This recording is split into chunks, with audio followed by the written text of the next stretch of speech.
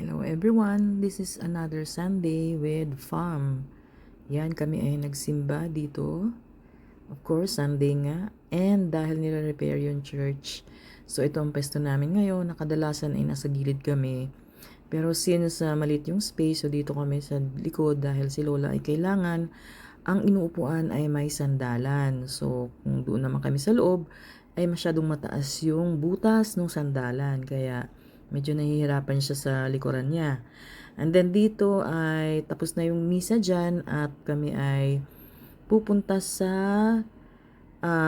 isang kainan na matagal na kami niyayaya ni Iris since regular na siya at na-confirm na.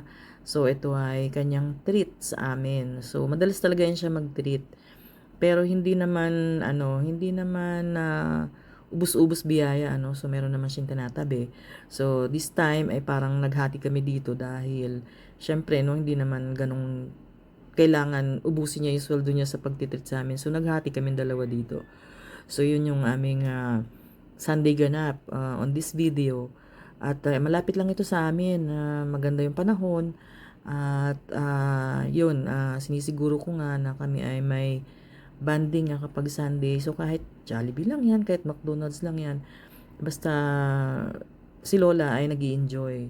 So isa ito sa mga moment na mini-make sure ko na pag Sunday, kahit wala yung isa or kailangan na ilalabas namin si Lola. Pero lang kapag umuulan.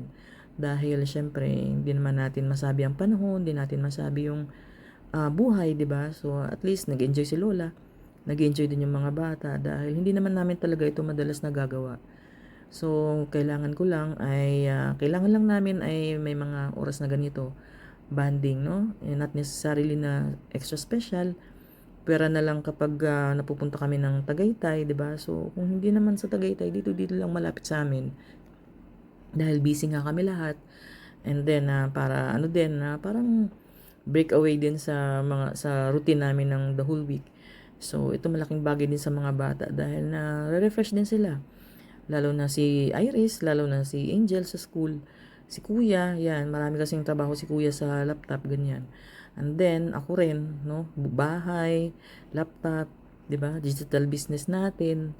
Okay, so yung coffee ko pa, 'di ba? So, thank you Lord sa mga blessings. So, ganyan lang naman at hindi naman kami madalas na araw-araw ganito, ano, pero I see to it na every weekend ay nagagawa namin ang mga bagay na ito. At dito meron si Iris na mga voucher dyan, so nagamit din namin. Kaya, tapos may less pa ang senior at saka PWD, so, diba, enjoy life lang. Ganun talaga. No? So, these are the moments that we are grateful and precious na aming kinikip, no, para sa memories ng aking mga vlog dito sa YouTube. Okay, so thank you for watching and please subscribe. Huwag niyo pong kalimutan mag-subscribe and share na rin kung para lumawak naman yung ating following, no, yung ating subscribers. So yan, at dito nga ay si Lola ang gusto niya ay burger. Silang dalawa ni Angel. Kaya lang si Angel, naku, hindi pwede ang burger lang sa kanya. So, dalawa yung sa kanya, 'di ba? So, malaking bagay na kasama namin si Lola at saka si Kuya. Dahil malaki nga rin yung discount nila, 'di ba? So, yan yung privilege ng ating mga senior and PWD. And then, ito kasi wala kasi masyadong tao rito. So, sabi ni Iris, dito tayo kasi walang masyadong tao at hindi masyadong magulo, no? And then, tsaka kasi, bino-voice over ko na lang ito dahil ang lakas ng music. So, para iwas tayo ng copyright, dito tayo. Okay, voice over na lang tayo. And then, I'll try to attach sa music na allowed tayo. Pero, this time ay may kukwento ko nga na, ayan, hapon na rin ito, mga 3 p.m. na din. Kasi late na nga kami nagsimba.